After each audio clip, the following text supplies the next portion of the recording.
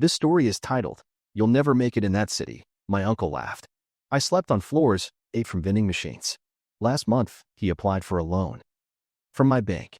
I personally rejected it. When I handed my uncle's loan application back across the desk, I smiled like a wolf in a name tag. "Sorry, Rob. Bank policy." He blinked like I'd just handed him a grenade instead of a denial. I wanted to tell him that policies don't usually include sticky notes that say, "Avoid chronic underachiever with a God complex." But I kept it classy. Like he taught me. Let me rewind before I get too ahead of myself. I'm Jason, 29M, self-made insomniac, professional button pusher, and now, apparently, gatekeeper to Uncle Rob's dreams of owning a third jet ski. You remember Rob, 54M, right? My mom's older brother. Built like a riding lawnmower, voiced like a used car ad, and always smells faintly like beef jerky and expired Marlboros. He's the type of guy who calls himself a straight shooter, but needs 3 beers to tell you he loves you. Classic. When I was 19 and dumb enough to think potential was a currency, I told Rob I was moving to New York to make something of myself. He snorted so hard beer came out of his nose. "You? In that city? You'll be homeless in a week. You ain't got the spine." Then he slapped my shoulder like it was a done deal, like my failure was already written in the stars and sponsored by his smug laugh. So naturally, I left the next morning. No plan. 2 duffel bags. $47. And 1 Greyhound ticket that smelled like broken dreams and trucker sweat. I spent the first 2 nights crashing on the floor of my college friend Megan, 22F, whose apartment smelled like burnt toast and ambition. Megan was the kind of girl who could survive nuclear war with a student loan and a lip balm. The third night? Vending machine dinner, $3 hostel, room full of snoring Germans and a guy named Brian, 19M, who'd definitely just stolen a catalytic converter. I remember lying there on a mattress that felt like it had seen war crimes, thinking, this is it. This is how I die. Surrounded by backpackers and stale socks. But I didn't die. Not then, anyway. Instead, I got a job handing out club flyers in Times Square wearing a chicken suit. Yeah, that happened. Jason from back home, who once got a nosebleed during gym class, now standing on a Manhattan sidewalk in July heat, squawking at tourists while a mom tried to steal my water bottle. You know what stuck with me most, though? Every time someone laughed at me, every time I got ignored or sneered at or had a flyer ripped in half, somewhere in the background, I could hear Rob's voice saying, "Told you so." But I didn't go home. Because spite is a hell of a fuel source. Spite'll keep you warm, but not warm enough when you're sleeping under a bodega awning during a rainstorm with a bag of vending machine pretzels as a pillow. Anyway, back to the chicken suit. That job lasted a whole 3 weeks. Turns out screaming free cover charge in a poultry costume while people pretend not to see you is not sustainable for the soul, or the knees, or your dignity. The breaking point came when a 6-year-old kicked me in the drumsticks and yelled, "Die, chicken bastard," which honestly felt like a message from the universe. I quit the next day. Megan let me stay a few more nights on her couch, aka the kingdom of Cheeto dust and lost socks. Her roommate Darren, 26M, a semi-employed creative strategist who once charged $800 for an NFT of a shoe, started hinting I should manifest elsewhere. So I did. That's how I ended up in a Craigslist apartment with a guy named Russ, 33M, who referred to his pet snake as his emotional support demon and sold fake burner phones to finance bros on Telegram. Rent was $550 a month, cash only. No lease, no rules, no promises. Just the sweet smell of mildew, failure, and Axe body spray. It was perfect. During the day, I started doing data entry for this sketchy insurance broker who definitely wasn't using my hours legally. Nights were ramen, YouTube finance videos, and plotting how I'd someday own a suit that didn't smell like sorrow. I had a notebook I called the Maybe Life, pages filled with dreams that felt as fake as Russ's Wi-Fi password. And here's where things started to shift. One day, this guy from HR forgot to lock his workstation. Rookie move. I didn't do anything too illegal, just peeked at some internal policies and pay structures. Turns out, there were internships. Paid ones. Actual ones. With benefits. The next morning, I showed up to work early, tie crooked, resume stapled together like a war relic, and asked to talk to someone who didn't think I was born in a chicken suit. I nailed it. I still don't know how. Probably because I was the only applicant who didn't say, "I'm passionate about synergy." That internship turned into a job. The job turned into a promotion. The promotion turned into my first adult apartment. Not luxury, but mine. With a door that locked and floors I didn't have to share with someone's emotional support reptile. And the whole time, I could still hear Rob's voice in the back of my mind, smirking, burping, belching out that one-liner. You'll never make it in that city. Spoiler, I did. Next time you eat vending machine trail mix for dinner in a roach-infested studio and still show up to a meeting like you slept on Egyptian cotton, you let me know. I'll send you a trophy. A plastic one. Gold spray painted. Just for old time's sake.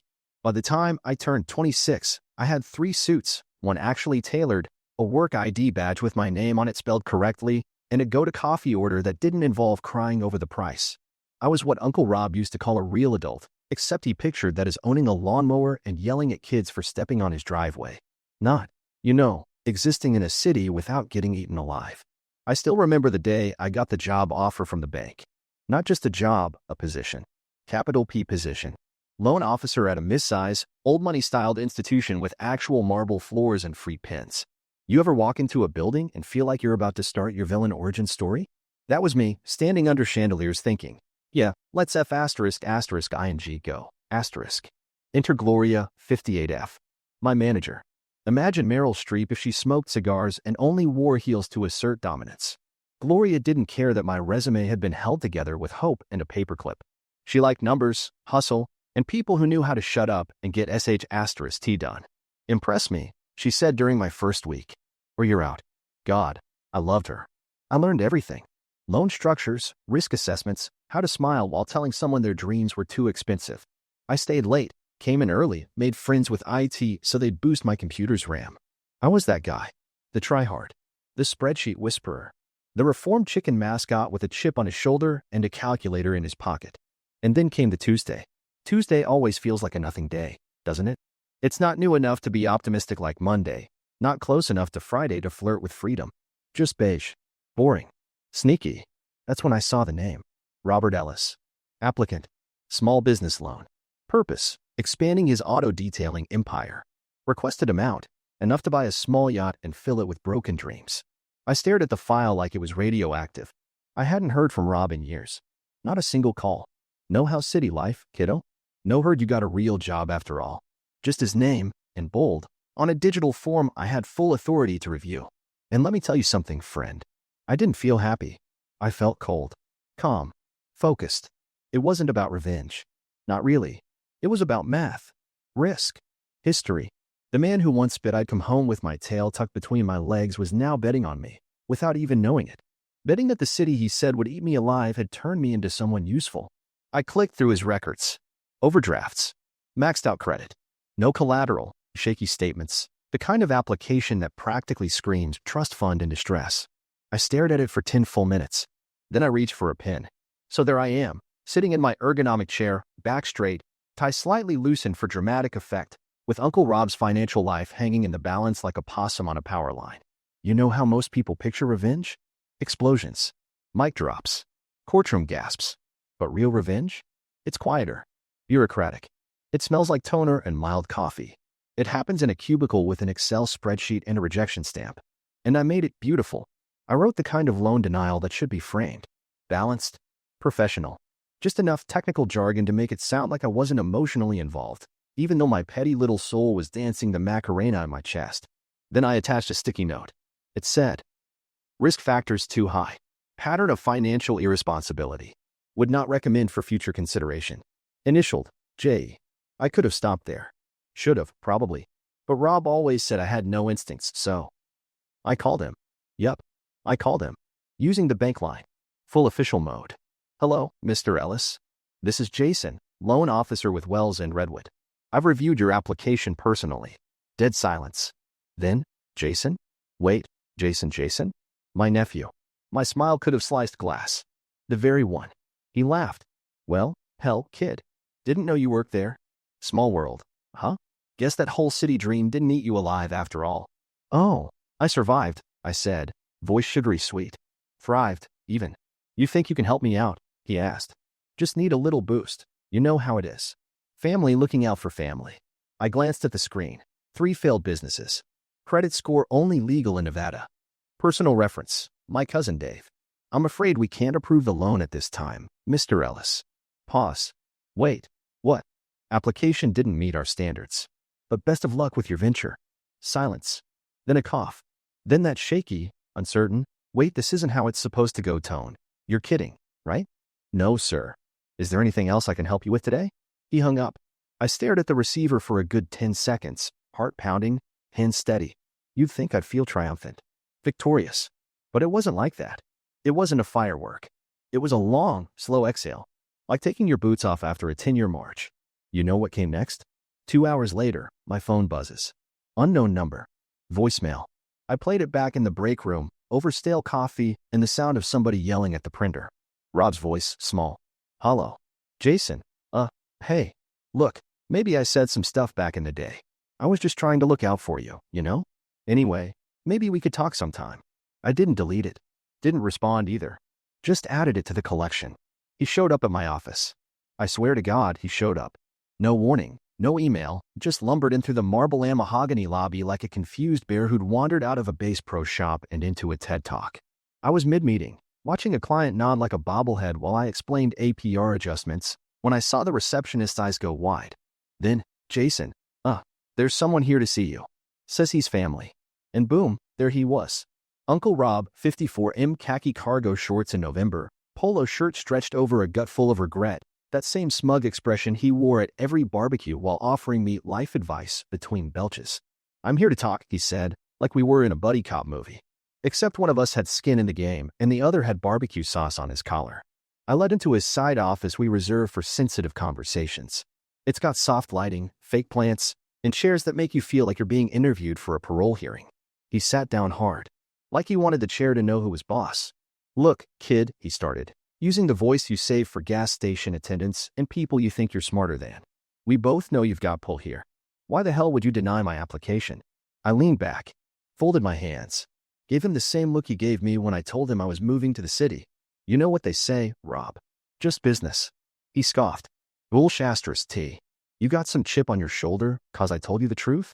You were a scrawny kid with a pipe dream. Sue me for not thinking you'd make it. I didn't flinch. I didn't make it, Rob. I earned it. He blinked.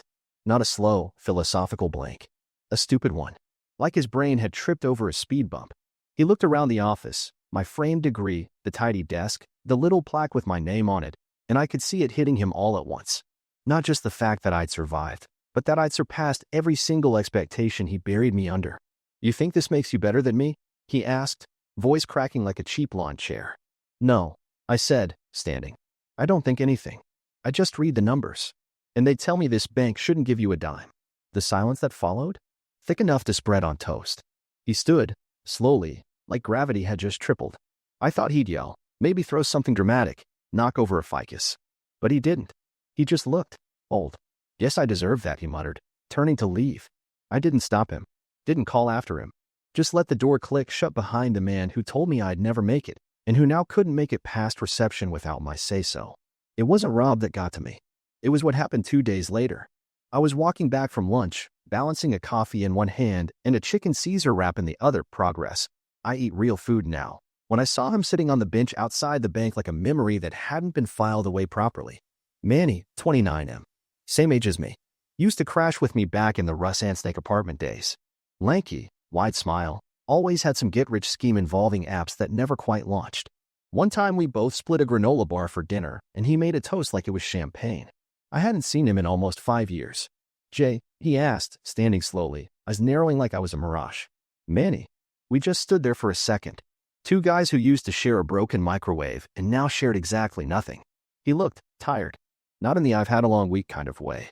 The kind of tired that sinks into your bones and sets up shop.